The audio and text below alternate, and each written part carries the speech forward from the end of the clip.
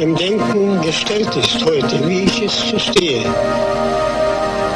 ist in einer Weise neu, dass es eine ganz neue Methode des Denkens verlangt.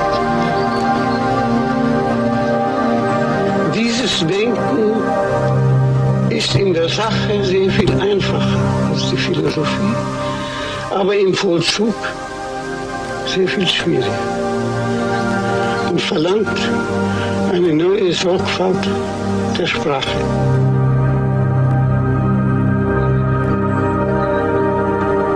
The renowned philosopher Martin Heidegger lived for the whole of his life in the Black Forest area of southern Germany. He looked, talked, and often acted like a typical German farmer, but he thought like nobody else alive. The moment one reads Heidegger, life is different afterwards. Now, there are lots of reasons why that's the case, but it has a lot to do with the power of the argument and its novelty. The "I can't imagine ever having thought that before" feeling. It just changes the way you view philosophy. As you get into it, it can become indispensable to one's own feeling of how thinking gets itself done. And to those who say, look, this isn't philosophy, I say, fine, I'm not terribly interested in the supermarket label, call it what you will. Are you able to cope? Are you able to live with its completely new, radical grasp on the world?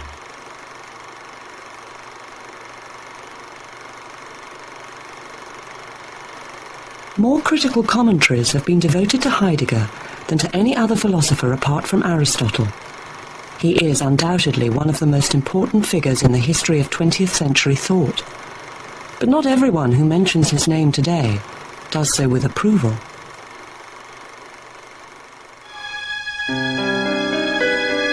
Two decades after his death in 1976, he is widely revered, but also widely reviled. And the explanation has to do not with philosophy, but with politics.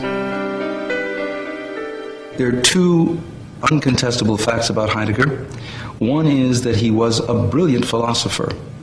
The other was that he was a nefarious Nazi.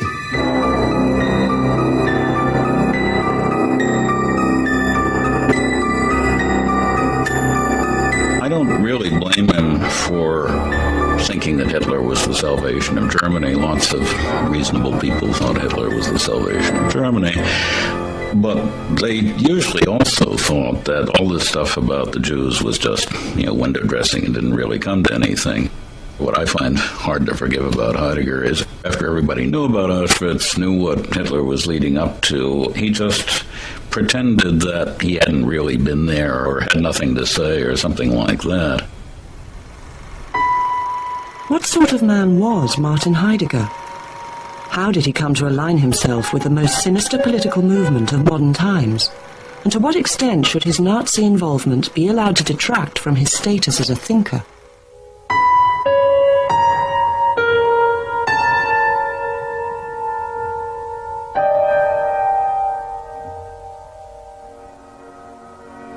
Heidegger's story begins in the small town of Meßkirch, where he was born in 1889 and laid to rest 87 years later.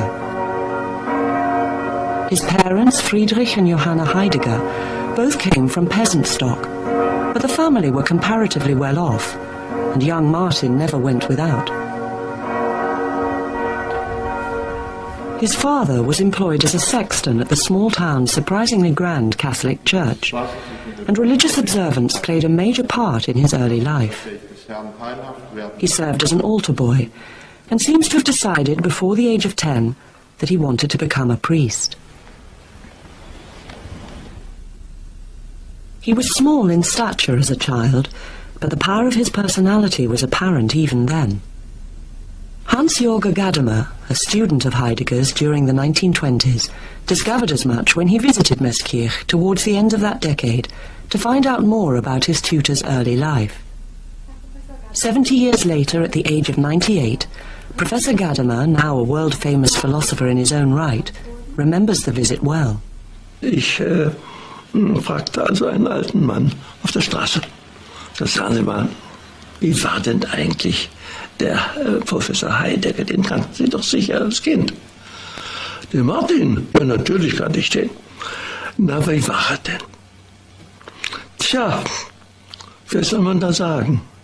Er war der Kleinste, er war der Schwächste, er war der unruhigste, unbrauchbarste von allen. Aber er hat uns alle kommandiert. Also was da so aus einer Ausstrahlung eines solchen Knaben zu spüren ist. Ich habe es dann später oft genug gemerkt, wie auch natürlich, wie schwer es ist, wenn jemand eine solche Ausstrahlungsmacht hat, sie nicht am falschen Gegenstand zu betätigen. In 1909, having received a grammar school education paid for largely by the church, Heidegger enrolled at the University of Freiburg, the city in which he was to spend the bulk of his working life. He started off as a student of Catholic theology, but his faith in God suddenly began to weaken, leading him to change his subject first to mathematics, then to philosophy. His interest in this field had been aroused by the work of one of his professors, Edmund Husserl. He was the originator of an important philosophical movement known as phenomenology, which offered a new understanding of human consciousness. Husserl took the promising young scholar under his wing, doing everything he could to promote his career, a kindness Heidegger would later repay in the most callous way imaginable. Before Husserl's sponsorship had time to take effect, Heidegger found himself caught up in the First World War, not as a frontline soldier, but in several less hazardous roles. Er hat später diese Zeit des Ersten Weltkriegs als heroische Zeit für sich in Anspruch genommen. Das stimmt natürlich nicht. Er war, wenn man so will, einer, der versucht hat, möglichst lange nicht an die Front zu müssen. Das muss man einfach sagen. Er hat einen Dienst, der quasi militärisch gewesen ist, nämlich bei der Postzensur in Freiburg angetreten und ist erst am Schluss des Krieges, also seit Juli 1918, als Meteorologe, als Wetterwart eingesetzt worden. Das war in der Westfront, hinter der Front, vor allen Dingen um die Windverhältnisse für den Gaskrieg einzustufen, dass man also wusste, wenn Westwind trifft ist und eine besondere Gefahr für die deutschen Truppen bestand. While the war was still going on, Heidegger married the woman who would remain at his side for the rest of his life, an attractive economic student called Elfriede Petri, who soon bore him 2 sons. In 1923, when the boys were still small, the family moved to Marburg in central Germany, where Husserl had helped Heidegger find himself a job as an associate professor of philosophy. Heidegger never took to Marburg, however, and whenever he could, he made his way back to the Black Forest. His destination was a simple wooden hut he'd had specially constructed for himself on the slopes of a mountain called Totnaberg. This was to be his spiritual home for the rest of his life, somewhere he could always find the solitude he needed for his work. The family spent time here as well, though, and it's a place to which Heidegger's younger son Hermann remains deeply attached.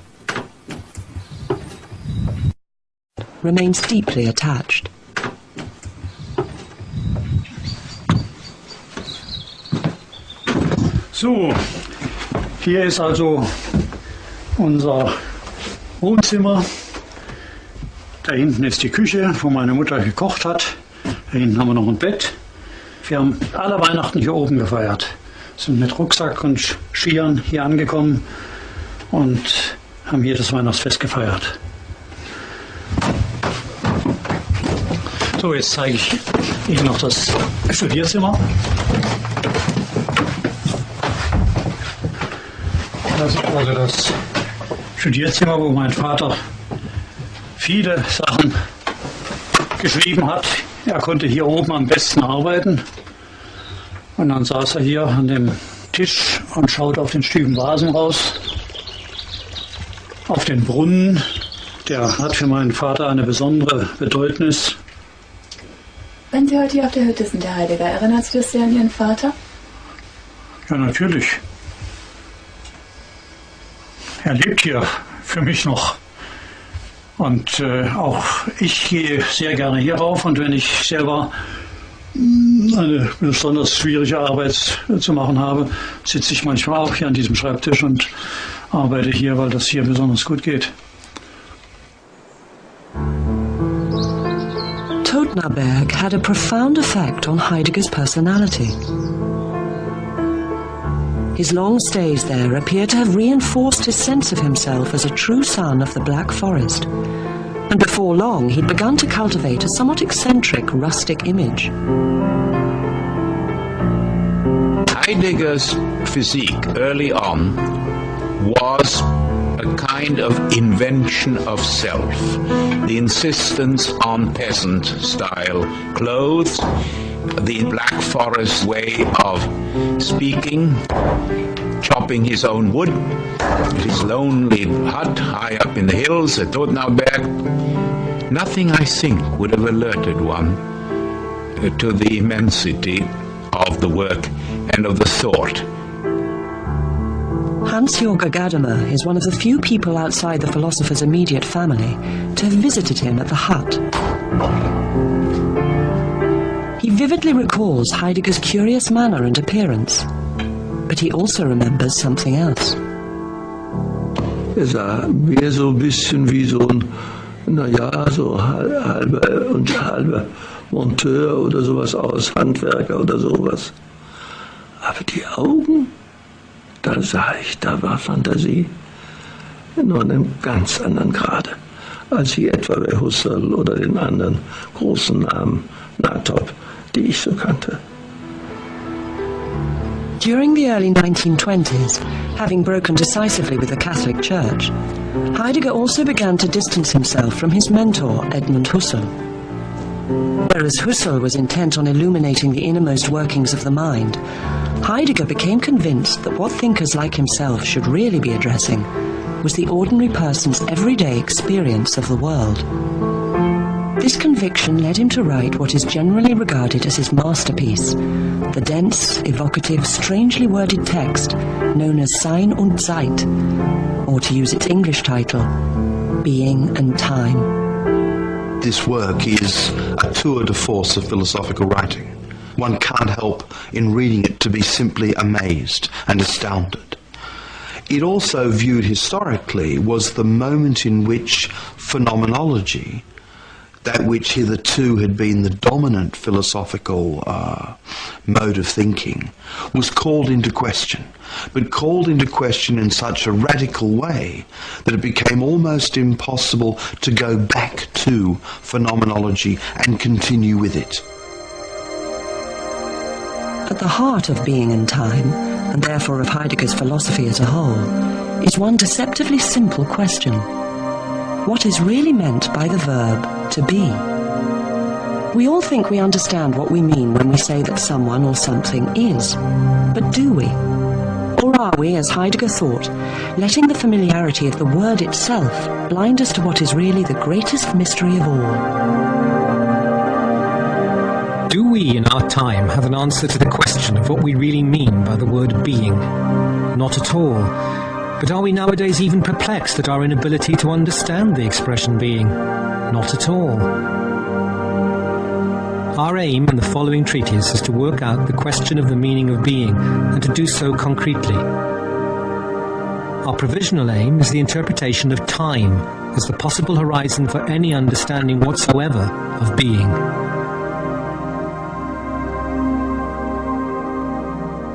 Immanuel Kant, no small figure, he had said that space and time were equally important. They were the way we organized our world. The very young Heidegger, never forget, he's writing this as a very, very young man, says not at all. Space is an almost insignificant category. Time is a mystery. Time and human existence are inextricably linked, according to Heidegger. Our being, he says, is really a process of becoming. And this key insight leads him to reject the idea that there is such a thing as a fixed human essence. Heidegger's major contribution in Being and Time is to show how the old Aristotelian essence of man as the rational animal is, in effect, an abstraction, because what comes first is man's own existence, and existence for Heidegger is nothing but this stretching, whereby we are constantly projecting ourselves into a future, always expecting things, always hoping things. Heidegger is a man who first wanted to investigate how practical action shows that we're pulled ahead of ourselves into purposes that we're trying to fulfill, into tasks that we're working on. Think of a farmer in the Black Forest, for example, making a barrel. This is someone who has a future task that he's trying to fulfill, and he has a logic operating there that shows that the human being is actually extended ahead of himself. The ahead is where we really live, what we desire to do, what we anticipate, what we want this wood to turn out to be. People who live and work in traditional rural communities have an instinctive grasp of their own humanity, according to Heidegger. They are fully absorbed in and connected to the world, but they are also a clear minority of the human race.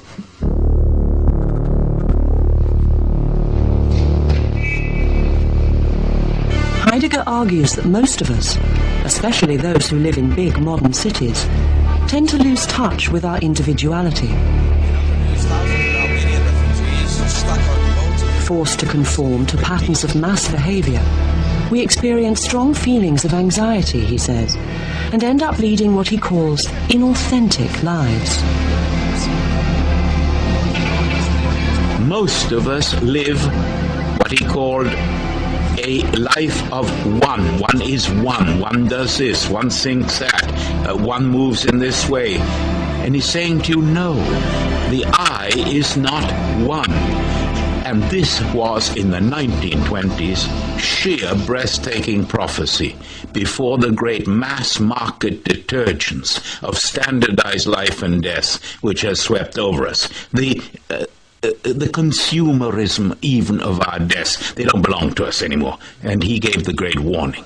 He said, as this soap powder spreads over the planet, over the universe, it will be almost impossible for you to be you and not just one.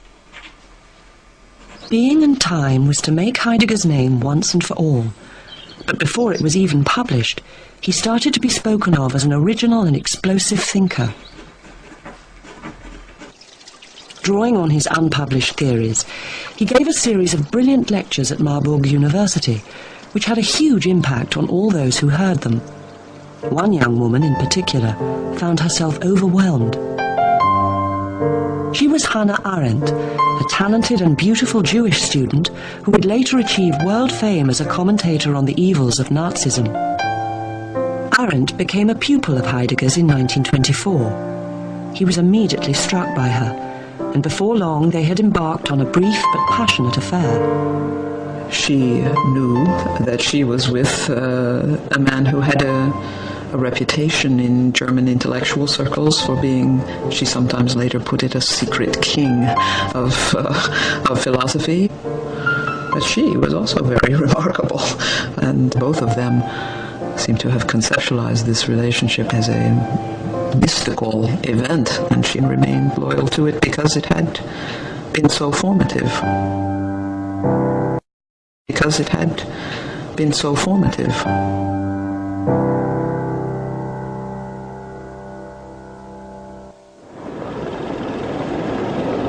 When Being and Time was finally published in 1927, shortly after his affair with Arendt came to an end, Heidegger became famous overnight. Despite its daunting complexity, the book was bought and read by educated men and women throughout Germany. Its success was due in large part to the troubled and questioning spirit of the time. Heidegger's existential point of departure in being in time satisfied the needs of a generation that was lost in the aftermath of World War I, and for which questions of existence, the wherefore and whither of human existence, were absolutely central. The book caused ripples of excitement not just in Germany, but all over the world. And in 1928, Heidegger returned in triumph to Freiburg University, taking over the chair of philosophy left vacant by the retirement of Edmund Husserl. At the relatively young age of 39, he had suddenly acquired the status of a major philosopher. But within a few years, he would tarnish his reputation forever by embarking on a calamitous political adventure.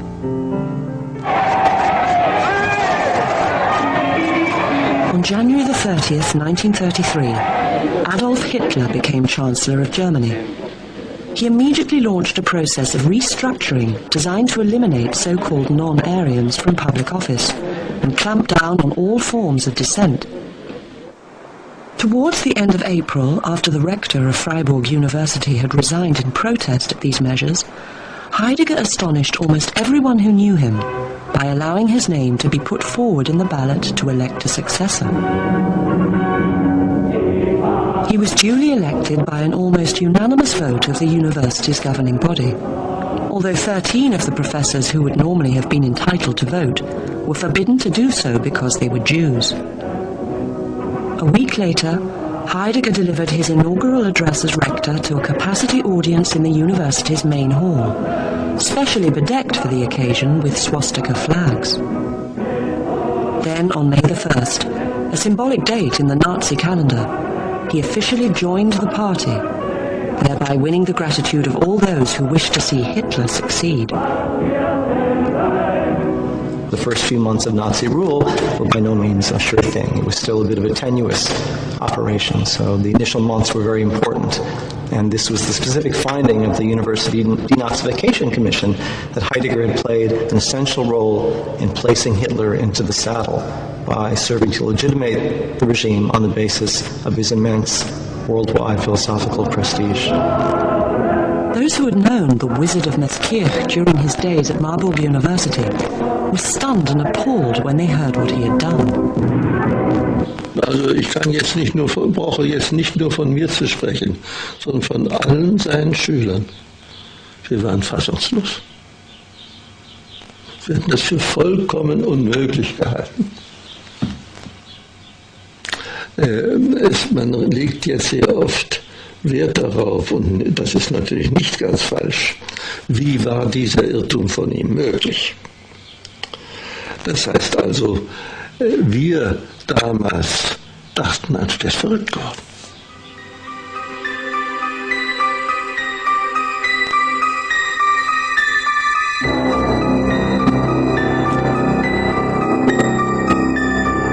Why did Heidegger attach himself so firmly to the Nazi cause? What factors other than personal ambition compelled him to act as he did?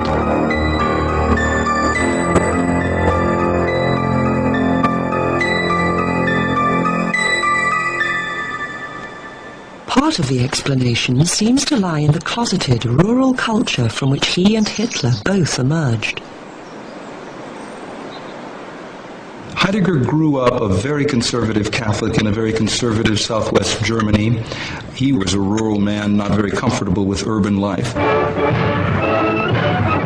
Nazism claimed to offer a preservation of a more simple rural life at the same time as it promised a tempered move into the technological 20th century. I think this was a great appeal to Heidegger.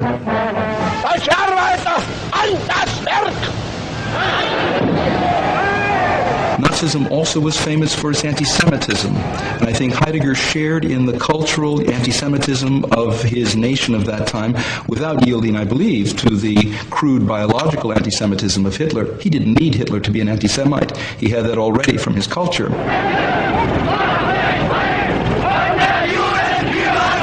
At the period of 1933, as far as I can see, Hitler did not promise the physical murderous destruction of the Jews, but an elimination of their roles in society in such a way that Heidegger would say, yes, he would agree with that.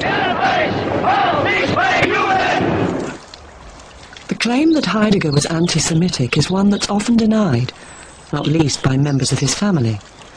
His son Hermann, for instance, points out that the philosopher had many Jewish friends, including both Edmund Husserl and Hannah Arendt. However, the evidence that points to him having a deep antagonism towards Jewish culture as a whole, as opposed to individual Jews, is too compelling to ignore. In 1929, Heidegger wrote a letter to a friend of his to say that Germany now is at a crossroads. Either it goes down the road of the Jewification of German culture, or it continues down the other road to the restoration of Greater Germany. Now, the word Heidegger used for Judung is a very anti-Semitic term. You will not find it in even the biggest German dictionaries.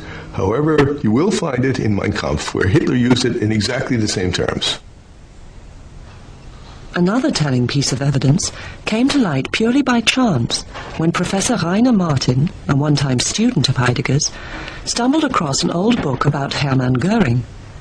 When he opened it, he was astounded to discover it had once belonged to his former tutor. Ein wahrhaft schlimmes Buch. Heidegger hat es einem Freund geschenkt, und zwar dem Kunsthistoriker Janssen. So steht auch hier darin, der lieben Familie Janssen zur Erinnerung an den 3. März 1933 in Freundschaft Martin Heidegger. Liest man in diesem Buch, und ich habe es natürlich gelesen, dann erschaudert einen, was ein angeblich großer Geist in jenen dunklen Jahren getan hat. Es ist ein widerwärtiges Schreibstück von A bis Z, mit Böswilligkeiten. Auch der Untermensch fehlt nicht, den es auszumerzen gilt. Und das schenkt man einem anderen hochstehenden Geist. Und er findet das auch noch hübsch und legt bescheiden ebenfalls Unsinniges aus der Zeitung ausgeschnitten über diesen Herrn Göring mit hinein. Heidegger appears to have hero-worshipped Hitler and his cronies quite as slavishly as any Bavarian housewife. And there can be little doubt that his adulation had its roots in a shared inheritance of racial prejudice. But he also seems to have detected a strong affinity between the Nazi creed and certain tenets of his own philosophy. In virtually all Heidegger's lectures and texts from the 1920s, he'd been calling for some kind of notion of community. And of course, one of the linchpins of Nazi ideology was the idea of a national community that would unite all Germans. So when Heidegger put the hesitant approaches of his philosophy together with the realities of Germany in 1933, he thought that aspects of his texts and his doctrines had actually come to life. What he seems to have done is to have broadened the notion of individual authenticity and applied it to the people, to the folk. And I think that this led him finally out of the university library into the streets to identify with National Socialism, which he thought of as the realization of his own theory. Heidegger wasn't sure, however, that Nazism was safe with the Nazis.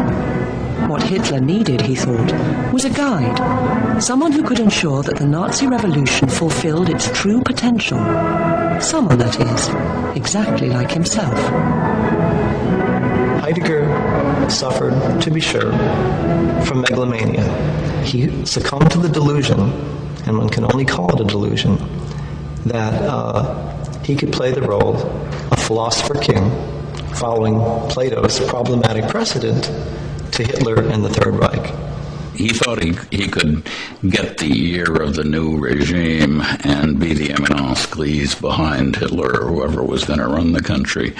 And he seriously believed that if you got the right philosopher in the right place, things might be different. Germany would be revitalized, Europe would be revitalized, everything might be wonderful and different.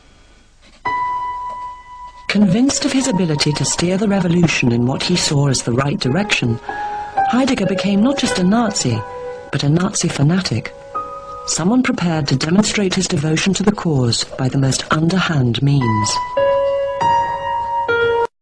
Prepared to demonstrate his devotion to the cause by the most underhand means. We now know, we didn't know until recently, that he spent a good deal of time writing the most damning letters about colleagues, ratting on them to the local police and even the Gestapo for being politically incorrect or not enthusiastic enough about the Nazi revolution, or for having been pacifists during World War I. The most prominent victim of Heidegger's denunciatory campaign was Hermann Staudinger, a professor of chemistry at Freiburg, who would later be awarded the Nobel Prize.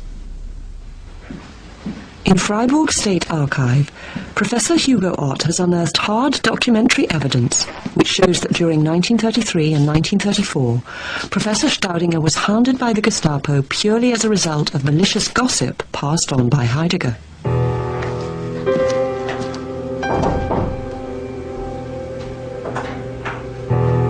The documents reveal that on the 29th of September 1933, the philosopher held a meeting in his office at Freiburg University with a senior Nazi official. He had requested the meeting himself, with the sole aim of communicating politically damaging allegations regarding Staudinger's supposed conduct during the First World War.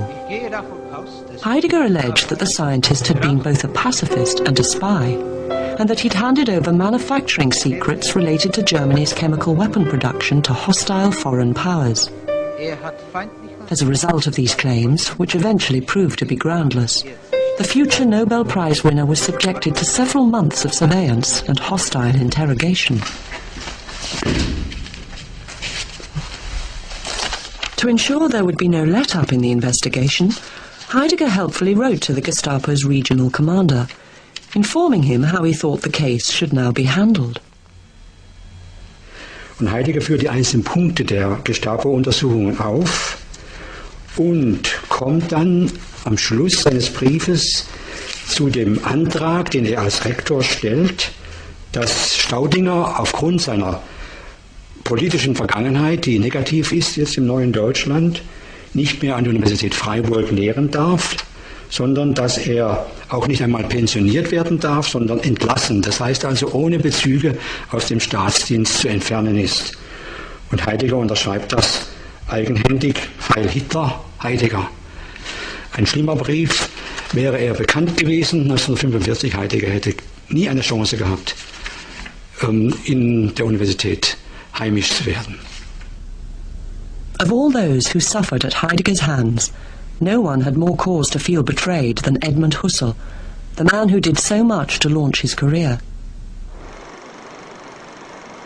Shortly before Heidegger took over as rector, Husserl was sent a circular letter banning him from using any of Freiburg University's facilities because he was a Jew.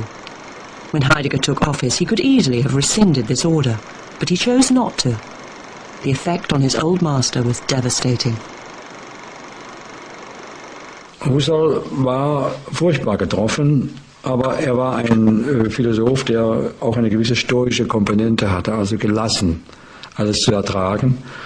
Und, aber er war innerlich fast zerstört, das muss man sagen. Und Husserl hat dann in verschiedenen Briefen an enge Freunde seine große Trauer zum Ausdruck gebracht über diesen Irrweg seines ehemaligen Schülers und seines gewissermaßen Sohnes, geistigen Sohnes. Stories like this are shameful enough, but many people are convinced that Heidegger bears an even greater burden of guilt. That's because of the part he played in convincing impressionable young people all over Germany to put their faith in Hitler. Professor Raymond Klibanski, an internationally respected scholar now aged 93, was an undergraduate in Heidelberg when the Nazis came to power. He's convinced that Heidegger exerted a disastrous influence on an entire generation of German students.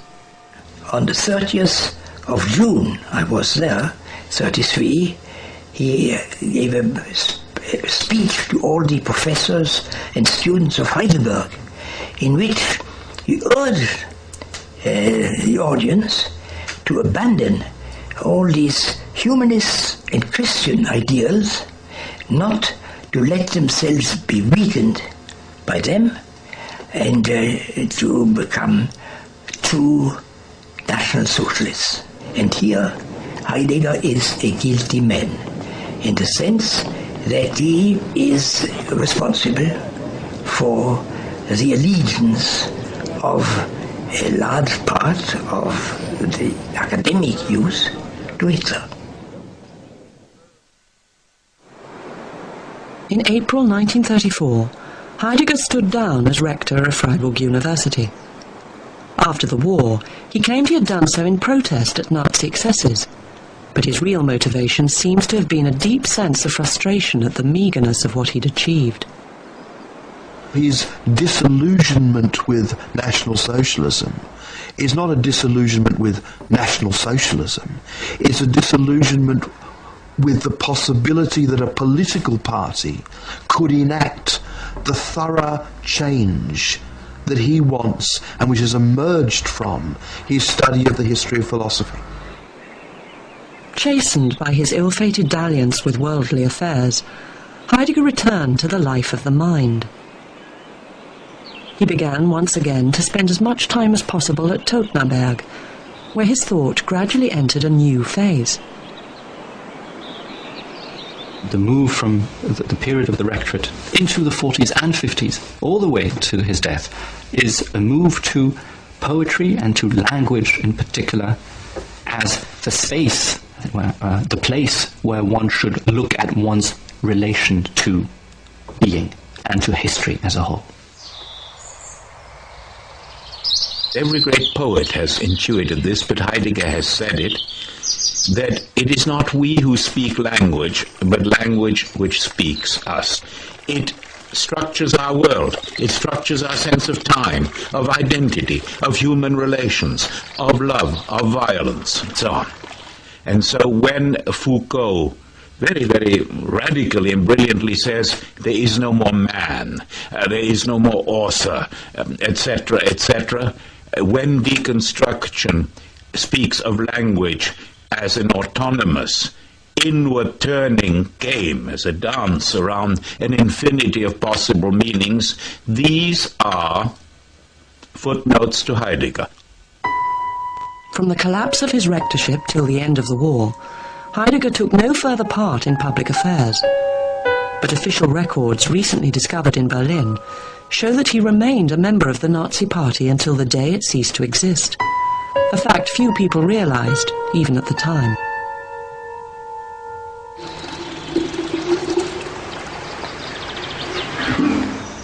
The philosopher's nephew, Heinrich Heidegger, who still tends the modest grave in Meßkirch Cemetery where his uncle lies buried, was a schoolboy during the war. He vividly recalls the moment he first realized that his distinguished relative was a Nazi Party member. Januar 1944, da hat mich eingeladen nach Freiburg, Manuskripte und Abschriften zu bergen, einzuladen und nach Meßkirch zu transportieren. Aber interessant ist, hat mich auf den Zug begleitet in Freiburg, da musste noch etwas warten und sagt dann, stell dir vor, jetzt müssen wir das Parteiabzeichen tragen. Dann frage ich ihn, ja, bist du in der Partei? Das war für mich wie eine Offenbarung. Ich war ein Gegner der Partei, wie die ganze Familie bei uns. Ich war ein Gegner der Partei, wie die ganze Familie bei uns.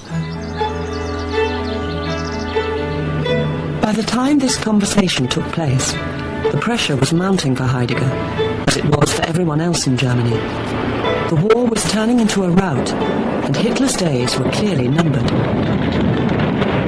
On November the 27th, 1944, Freiburg was subjected to a massive bombing raid, and the university, which sustained heavy damage, had to be abandoned. The philosophy department relocated en masse to Castle Wildenstein, a medieval fortress overlooking the upper Danube Valley, while Heidegger himself was put up a few miles away by one of his favourite students, Princess Margot von Sachsen-Meiningen, with whom he was having an affair. He stayed in the princess's hunting lodge for several months, keeping well away from Freiburg until he could tell how he might be treated by the French troops who'd taken charge of the city. Sein Verhalten 1933 war ja dann für viele ein Anstoß und da wusste er nicht, wie es ihm ergehen wird. Darum hat er sich in diesen ersten Wochen nach Kriegsende praktisch versteckt. As it turned out, Heidegger was quite right to be concerned. Within a few weeks of Freiburg's surrender, French officials arrived at his home on the outskirts of the city. They carefully surveyed the house and its contents, and then informed Elfriede Heidegger, who was living there alone, that the property would be requisitioned for use by Allied personnel, because its owner was known to have been a leading Nazi Party member. This threat was soon lifted, thanks to a certain amount of string-pulling by Heidegger's friends. But the philosopher could see the way things were going, and he soon decided to return to Freiburg and face the music. Herr Dr. Heidegger, Sie wurden am 21. April 1933 zum Rektor der Universität. He duly appeared in front of a special denazification commission, composed of members of the university faculty who'd been opposed to the Nazi regime. Stehen Sie zu dieser Aussage? Diese Fragen sind nicht fair. He was subjected to rigorous questioning, but he put up a spirited defense to all the accusations leveled at him, and the proceedings dragged on for several months without any firm conclusions emerging. Eventually, to try to resolve matters once and for all, the commission members wrote to a former colleague of Heidegger's, the respected philosopher Karl Jaspers, asking what course of action he would recommend. Jaspers replied that Heidegger's unfree and dictatorial mode of thinking meant he should be banned from teaching for 5 years, and this is precisely what the French military authorities eventually decreed. The true effect their action had on him has only recently become clear. Heidegger hat selbst ja einem Biografen gesagt, er sei zusammengebrochen im Zuge dieser ganzen Untersuchungen. Er stellt es aber in einer Weise dar, die nicht haltbar ist. Er ist in der Tat zusammengebrochen, er war suizidgefährdet, ist gerettet worden und hat dann einen mehrmonatigen Aufenthalt antreten können mit Hilfe seines väterlichen Freundes, des Erzbischofs Konrad Gröber aus Maestricht, der ja für ihn wichtig gewesen ist von Anfang an, konnte er dort in einem Sanatorium wieder geheilt werden. Heidegger was now at his lowest ebb, and yet within a few years he would stage a remarkable recovery. Almost as soon as the war ended, he began to be cited as a key intellectual influence by several up-and-coming philosophers, most notably Jean-Paul Sartre, whose book Being and Nothingness was conceived as a companion piece to Heidegger's Being and Time.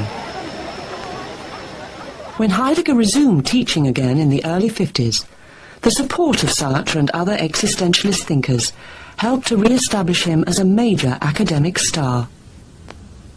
Es ist die Zeit, in der wir Deutschland allgemein als restaurative Zeit rechnen müssen. In dieser Zeit kommt er wie der Vogel aus der Asche, wie Phönix aus der Asche zu neuem Leben und zu neuer Anerkennung, ja, zu einer unerwarteten großen Anerkennung international. Das ist ein Wunder, so wie das deutsche Wirtschaftswunder ein Wunder sein mag, vielleicht.